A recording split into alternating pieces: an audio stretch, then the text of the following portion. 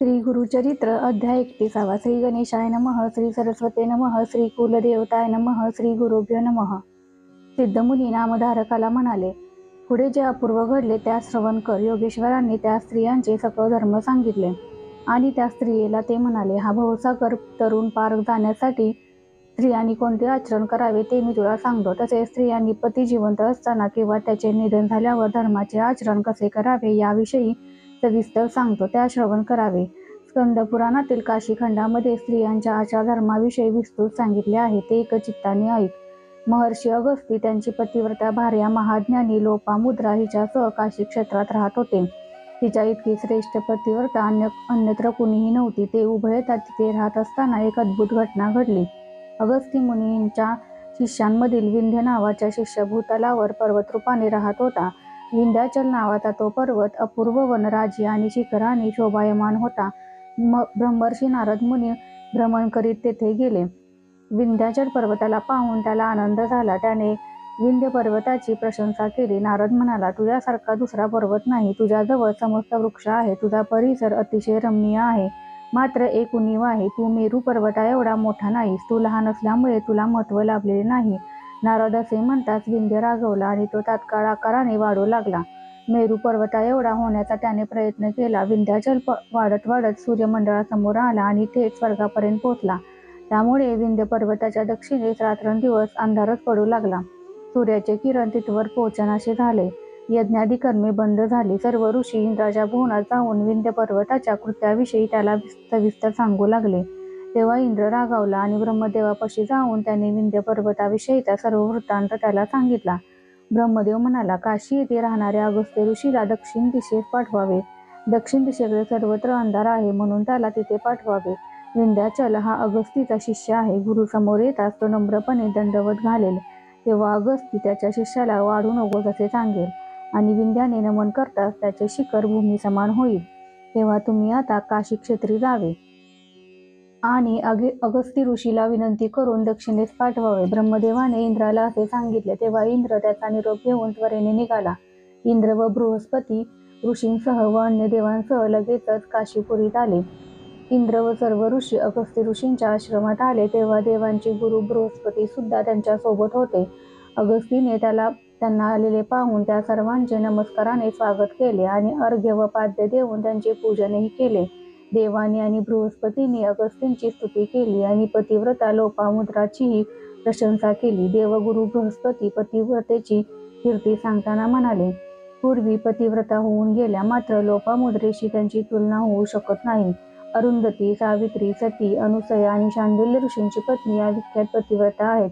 लक्ष्मी, पार्वती, स्वयंभू पत्नी शतरूपा, हिमालयाची पत्नी मेनका, ध्रुव माता सुनीता, सूर्यपत्नी संध्यादेवी, यज्ञपुरुषाची पत्नी स्वाहादेवी या सर्वांहून आचरणात श्रेष्ठ अशी ही लोपामुद्रा पतिव्रता आहे, असे बृहस्पती देवगणांना म्हणाले.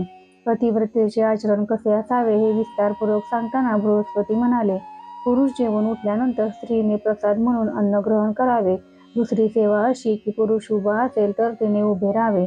त्याच्या आज्ञेशिवाय बसू नये. पतीची अवज्ञा करू नये. दिवसभर सेवा करावी. अतिथी आल्यास त्याची पूजा करावी. पतीच्या आज्ञेशिवाय दानधर्म करू नये. पतीला श्रीहरी समजून त्याची निरंतर सेवा करावी. निजण्याच्या वेळी रात्रीही सेवेस तयार असावे. पती निजल्यावर स्त्रीने निजावे. आपली चोळी व तानवडे काढून ठेवावे. पुरुषाच्या शरीरात त्याचा स्पर्श होऊ देऊ नये. स्पर्श झाला तर त्याचे आयुष्य कमी होते. पतीच्या नावाने हाक मारली तर त्याचे आयुष्य कमी होते. पती जागा होण्यापूर्वी उठावे आणि सडा समार्जन व स्वच्छता करावी. नित्य पती पूजन करावे.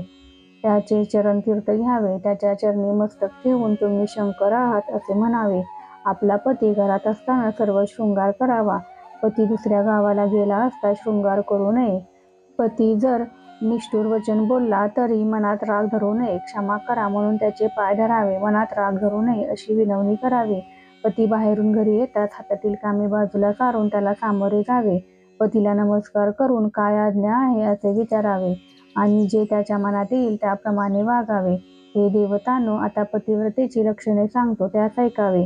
ती घराबाहेर गेली असता अनेक दोष उत्पन्न होतात. जर तिला बाहेर जायचे असेल तर तिने इतर पुरुष व स्त्रिया यांचे निरीक्षण करत बसू नये.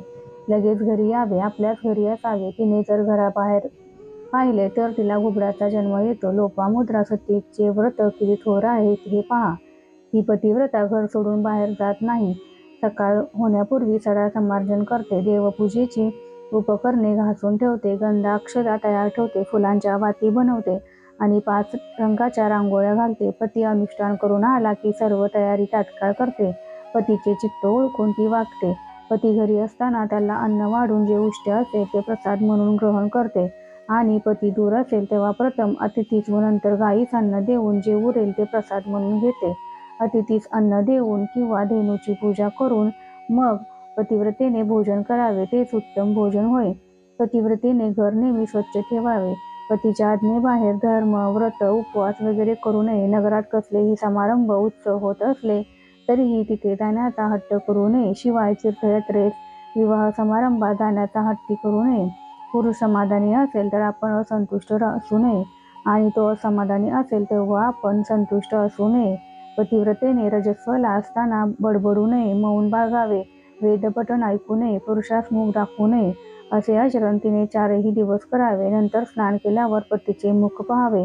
आपला पती घरात नसेल तर मनात पतीचे रूप आठवावे. सूर्यमंडळाचे दर्शन घ्यावे आणि पुन्हा घरात जावे. पतीचे आयुष्य वाढावे म्हणून तिने हळदी कुंकू लावे. सिंदूर, काजळ, मंगळसूत्र धारण करावे. केसांना फणी वापरावी. सुवासिनीने विडा भक्षण करावा. केसात वेणी घालावी. हातात कंकण व कानात तोडे घालावे आणि पतीसमोर अलंकारासहित यावे. शेजारनीशी घनिष्ठ परिचय ठेवू नये. परीट स्त्री, कपटी स्त्री, जैन स्त्री, दरिद्री स्त्री यांच्याशी घनिष्ठ मैत्री करू नये. केल्यास हानी होते. पतिव्रतेने इतर स्त्रियांकडे पतीची निंदा करू नये. असे केल्यास ते पतिव्रतेचे दोषलक्षण होते. जी स्त्री सासू सासरे, नणंदा, वहिनी, दीर यांचा त्याग करून वेगळी राहील असे म्हणते ती पुढे कुत्र्याच्या जन्मात जाते. तिने नग्न न होता स्नान करावे. उखळ, मुसळ यांच्यावर बसू नये. जाते व उंबरठा यावर वडील माणसांच्या देखत बसू नये. पतिव्रतेचे वागणे व्यवस्थित असावे. पतीसोबत विवाद केल्यास स्त्रीला फार दुःख होते. पतीच्या मनात एक असेल तर आपण दुसरेच काही करू नये. आपला पती दुर्भागी, दुष्ट, नपुंसक, व्याधीग्रस्त असला तरीही त्याला देवासमान मानावे. पुरुष असा असला तरीही त्याला श्रीहरी मानावा. त्याच्या आज्ञेप्रमाणे जी पत्नी वागेल ती परमेश्वरालाही प्रिय होईल. पतीला आवडणारे दागिने व लुगडी घ्यावीत. यावेळी पती चिंतातुर असेल त्यावेळी आपण शृंगार करू नये. आपणास काही हवे असेल तर पतीला थेट न सांगता मुलांच्या मार्फत सांगावे. जवळ कुणीही नसेल तर खुणेने कोणती वस्तू हवी ते सांगावे. अमुक हवे म्हणून नाव घेऊन सांगू नये. पतीकडून आपल्याला जे मिळणार त्यावर संतोष मानावा. श्रीमंत असणाऱ्या इतरांशी तुलना करून तशा इच्छेने पतीची निंदा करू नये. लोक तीर्थयात्रेला जातात म्हणून कौतुकाने आपणही जाणे योग्य नाही. पतीच्या चरणाचे उदक हेच आपले तीर्थ मानावे. पतीचे चरण तीर्थ गंगे समानच नाही तर त्याहूनही अधिक महत्त्वाचे आहे. पतिसेवा केल्यामुळे त्रयमूर्ती संतुष्ट होतील. व्रत करावे असे मनात आल्यास ते पतीला विचारून करावे. जर कुण्या स्त्रीने मनाला येईल तसे व्रत केले तर तिच्या पतीचे आयुष्य कमी होईल आणि पतीसह नरकात जाईल. असे वेदश्रुतीने सांगितल्याचे बृहस्पती सांगतात. ज्या स्त्रिया पतीला क्रोधाने उलट उत्तर देतात त्या कुत्र्याचा जन्म घेतात अथवा कोल्हीच्या जन्माला जाऊन गावाजवळ येऊन ओरडतात. स्त्रीने नित्यनेम करावा. तिने पतीचे भोजन झाल्यावर उरलेले अन्न घ्यावे. तसेच पतीचे पाय स्वच्छ धुवून त्या पायांचे तीर्थस्नेवन करावे. अशा स्त्रियांना शंकर प्रत्यक्ष दर्शन देतील. त्यांच्या सर्व कामना पूर्ण होतील आणि त्या पतीसह वैकुंठात जातील. पतिव्रता स्त्रियांनी वनभोजनास किंवा शेजारच्या घरी जेवायला जाऊ नये. आपले इष्ट सोयऱ्या आहेत अशा विचाराने दररोज तिथे जाऊ नये. स्वतःचा पती दुर्बल असेल तेव्हा अन्य समर्थ पुरुषांची स्तुती करू नये. पती अनाचारी वृत्तीचा असला तरी आपण त्याची निंदा करू नये. पती कसाही असला तरी त्याची प्रशंसा करावी. त्याला लक्ष्मीपती विष्णू समजावे. सासू सासऱ्यांसमोर धिटाईने व मोठ्याने बोलू नये. त्यांच्यापुढे हसू नये. त्यामुळे पतीचे आयुष्य कमी होते. जी सासू सासऱ्यांना सोडून वेगळी राहीन असे म्हणते ती अस्वल होऊन अरण्यात पोट भरते. पती रागाने मारीत असता याला मरण येऊ दे असा विचार जिच्या मनात येतो ती वाघिणीच्या जन्माला जाते आणि घोर अरण्यात राहते. जी परपुरुषाकडे पाहते तिचे डोळे पुढील जन्मी तिरडे होतात. जी पतीला न देता चोरून खाते ती डुकरिणीचा जन्म घेते व गावात भटकते आणि त्या जन्मानंतर ती वाघोरी होऊन वृक्षावर लोंबत राहते आणि आपलीच विष्ठा खाते. जी पतीसमोर निष्ठुरपणे व कोपाने उलट बोलते ती 7 जन्म मुकी होऊन जन्माला येते. पतीने दुसरी पत्नी केली असता जी त्या सवतीशी वय धरते ती 7 जन्म दुर्दैव भोगते. जी परपुरुषावर दृष्टी टाकते ती पती त्याच्या घरी दरिद्री व अपंग होऊन जन्म पावते. पती बाहेरून आला असता पत्नीने त्याला सामोरे जावे, त्याचे पाय पाण्याने धुवावे, पंख्याने वारा घालून त्याचे श्रम दूर करावे, त्याचे पाय चुरावे, भक्तिभावाने मृदू शब्दांनी त्याच्यासोबत बोलावे. पतीला संतोष झाला तर त्रिमूर्तीही संतुष्ट होतात. आपले माता पिता काय देतील, इष्टवर्ग बंधुवर्ग सख्खा भाऊ काय देईल, अही व पारलौकिक कल्याणाची जोड करून देणारा पती हाच आपला देव आहे हे जाणावे. जिच्या मनाचा पती हाच गुरु, तोच धर्म, देव व सर्व तीर्थे असा निश्चय असतो, ती स्त्री पतिव्रता जाणावी. शरीरात जीव आहे तोपर्यंत तो सर्वांना पवित्र असतो, मात्र जीव जाता क्षणीच प्रेताला कोणी हात लावत नाही. आपला पती हाच आपला प्राण संपावा. पतिरहित आपण म्हणजे अमंगळ, अस्पृश्य हे लक्षात ठेवून पती हाच आपला प्राण संपावा. ज्यांना पती नाही त्या स्त्रियांचे मुख पाहू नये. विधवा ही प्रेतासारखीच होय, तिने पुत्रक असली तर फारच अशुभ समजावी. कुणी गावाला जात असेल आणि त्याच्यासमोर विधवा आल्यास त्याचे मरण ओढवते, मात्र ती पुत्रवती विधवा असल्यास अशुभ मानली जात नाही. आपली आई विधवा असेल व ती अशा वेळी समोर आल्यास पुत्राला शुभ शकूनच करते, मात्र जी निपुत्रिक विधवा स्त्री आहे तिला वंदन करू नये. तिच्या आशीर्वादाने काहीही मंगल होत नाही. तिचा शाप लागला तर मात्र मरण ओढवते. तिच्याजवळ कोणी बोलू नये. म्हणून पतिव्रतेने आपल्या पुरुषासोबतच जावे. देहाची छाया देहासोबतच जाते तसे जावे. चंद्र मावळला की त्याची चांदणीही सोबत जाते, मेघासोबत वीजही जाते तसे पतीसोबत जावे. पतिव्रतेचा मुख्य धर्म म्हणजे सहगमन. हा धर्म श्रेष्ठ आहे असे वेद वचन आहे. सहगमन करणाऱ्या सतीच्या 42 पिढ्यांचा उद्धार होतो. पतीचे निधन झाल्यावर जी स्त्री सहगमन करते तिच्या प्रत्येक पावलागणिक तिला एक सहस्र अश्वमेध यज्ञ करण्याचे पुण्य लाभते. आपला पती नरकात जात असेल आणि त्यावेळी त्याच्या स्त्रीने सहगमन केले तर घार ज्याप्रमाणे सर्पाला आकाशात घेऊन जाते तशी ती आपल्या पतीला स्वर्गात घेऊन जाते.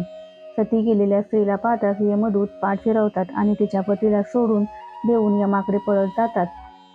ती श्रेष्ठ पतिव्रता पतीला विमानात बसवते आणि स्वर्गात घेऊन जाते. त्यावेळी देवस्त्रिया आरती ओवाळतात. यमदूत पळत असताना असे म्हणतात की आम्ही काळाला भीत नाही, पण पतिव्रता पाहताच आम्ही भिवून जातो. तिला भिवून सूर्यही आपला प्रकाश मंद करतो. तिला भिवून अग्नी शांतपणे धरतो, तो उष्ण होऊ शकत नाही. तिला पाहून नक्षत्रेही आपले स्थान घेईल की काय म्हणून भितात. अशी ही सती आपल्या पतीसह सुखाने स्वर्गलोकी जाते आणि चिरकाल तिथेच राहते. तिने आपल्या शरीरावरील 3 कोटी रोम अग्नीला अर्पण केलेले असतात. त्याचे फळ कसे असते ते ऐकावे. प्रत्येक केसाच्या त्यागामुळे ती 1 शतकोटी वर्षे पतीसह स्वर्गात राहते. सहगमनाचे असे पुण्य असते. अशी कन्या ज्याच्या घरी जन्मेल त्याचा वंश धन्य होईल. ती 42 पिढ्यांना स्वर्गप्राप्ती करून देते. तिची माता पितरे धन्य होत. माहेरची 21 कुळे ती उद्धरून नेते व तिच्या सासरचा वंशही धन्य होय. त्यातील 42 पिढ्यांचा ती उद्धार करते. सहगमनाचे पुण्य असे असते असे म्हणून देवगुरु बृहस्पती म्हणाले. पतिव्रत्याची आणखीही अनेक फळे आहेत, तीही मी सविस्तर सांगेन. स्त्री जर दुष्टवर्तनाची किंवा व्यभिचारी असेल तर तिच्यामुळे इतरांवरही मोठा परिणाम होतो, तो ऐकावा. तिच्या दोन्ही कुळातील पिढ्या स्वर्गात असल्या तरी त्यांना ती नरकात घेऊन जाते. तिच्या अंगावर जेवढे रोम असतात तेवढी वर्षे ती नरकात पिचत राहते. हे फळ निश्चित आहे. पतिव्रतेबद्दल भूमिदेवी असे म्हणते की जिथे जिथे तिचे चरण पडतील तिथे तिथे मी पवित्र होईन. सूर्यचंद्र म्हणतात आपले किरण पतिव्रतेवर पडले त्यामुळे आपण पवित्र झालो. वायू व वरुण म्हणतात आपल्याला पतिव्रतेचा स्पर्श झाल्यामुळे आपण पवित्र झालो. तिचे दर्शन झाले तर सर्व लोक पुनीत होतात. घरोघरी सुंदर स्त्रिया असतात, त्यांच्या सौंदर्याची शोभा काय करावी. जिच्यामुळे वंशाचा उद्धार होईल अशी स्त्री आपल्या घरी असावी. ज्याच्या घरी पतिव्रता स्त्री असेल असा पुरुष आगळाच दैववान होय. सतजन्म पुण्य करावे तेव्हाच अशी सती त्याला लाभते.